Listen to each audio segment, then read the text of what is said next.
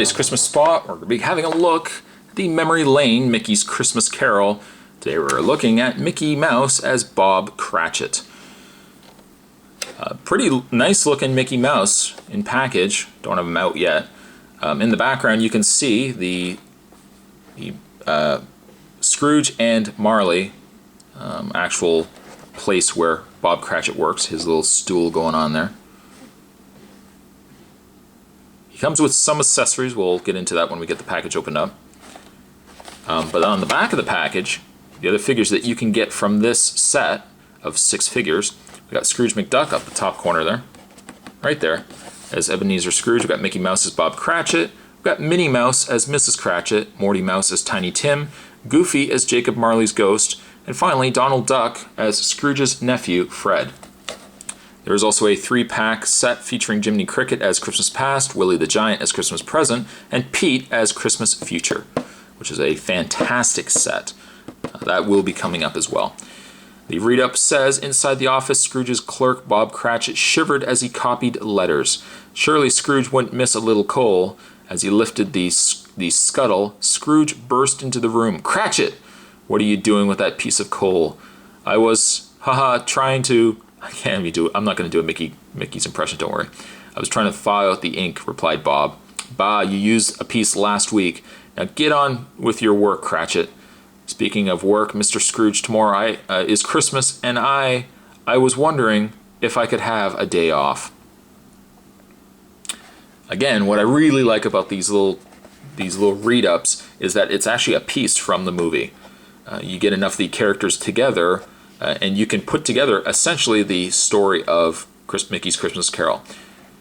I'm looking at the other figures that make up this set, and I'm almost thinking that Mickey here was the first figure.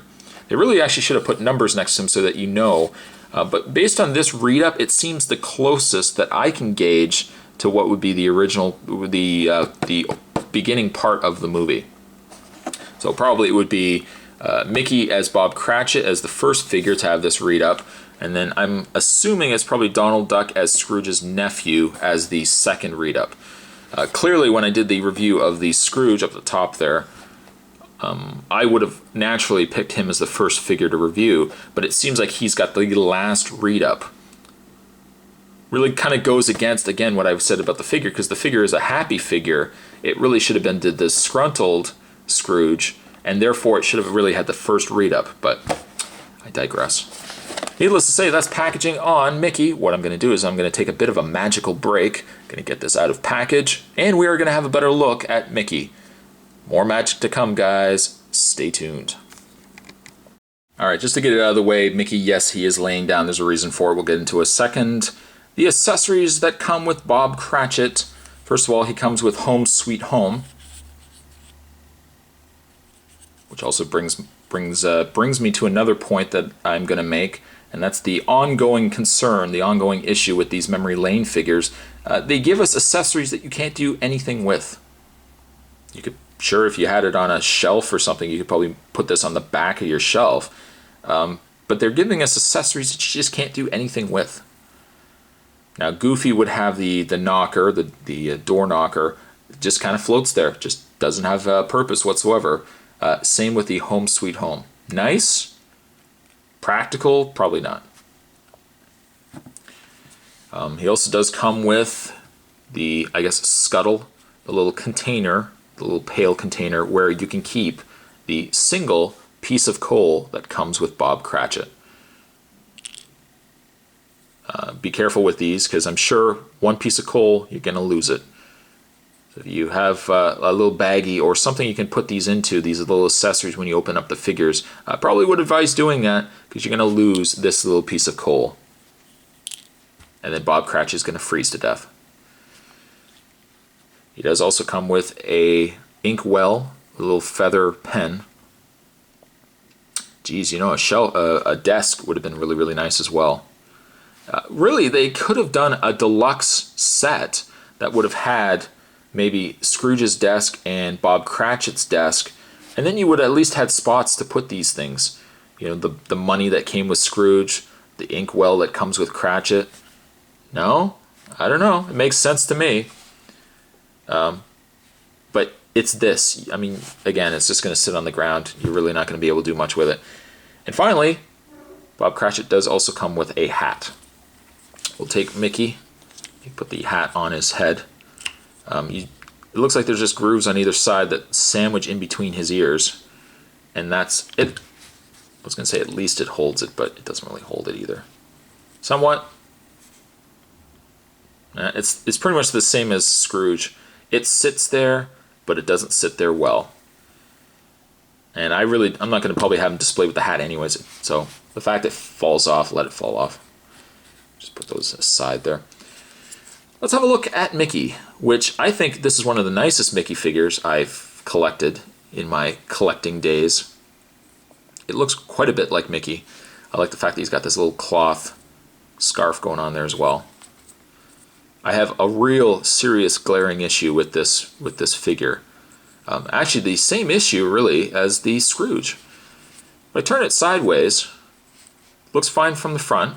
If I turn it sideways, something looks clearly wrong with this Cratchit. You'll see that he's kind of in a sitting position. Now, I noticed he does have articulation, so I thought, oh, okay, that's not so bad. I'll just move these legs back. Well, you move the legs back, and the knees. I'm having a problem with the knees that, maybe. You kind of move it forward, but it looks awkward. It does look a tad awkward to straighten the knees. I guess at least he stands. We'll give it that. At least he stands. But the Scrooge had the same problem. They've got this weird articulation, or the way that the legs are sculpted. I don't know. It just makes for a back-heavy figure that doesn't want to stand. The likeness, though, is spot on. Is perfect. Underneath, you've got Mickey's jacket going on there. Speaking of articulation, Mickey's head rotates left and right. His arms rotate back and forth, all the way around, but the ears of Mickey are going to kind of get in the way. You can bend at the arm and rotate at the hand, but you'll see what I did there. To bend the arm, it bends from the front. Normally, figures, the bend would be like right here, that you bend the arm up, not this way.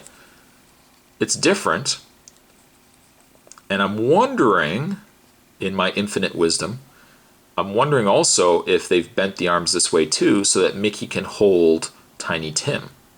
I'm thinking a bit there.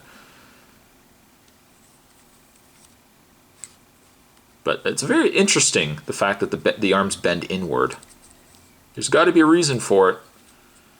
By George, I think I'm going to find out. I'm going to find out.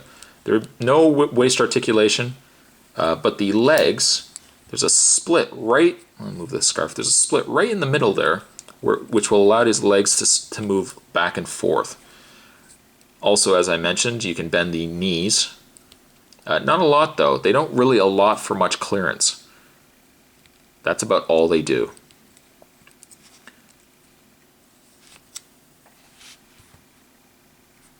And see, the problem is he doesn't stand as well unless you've kind of got him hunched over. Really like the Mickey. The coloring is really, really nice. Bit of an issue with the standing, but overall he's still a pretty solid figure. Mickey, or Bob Cratchit as it were, Mickey I'm going to give a 7.52. Today's Christmas spot, we're having a look at the Memory Lane Mickey's Christmas Carol. We're looking today at Mickey as Bob Cratchit, with a variety of different accessories that you can't really do, again, anything with. But thanks for watching, as you always do. Stay tuned for more Christmas spots. Still a couple more on the way, and I'll see you guys next time.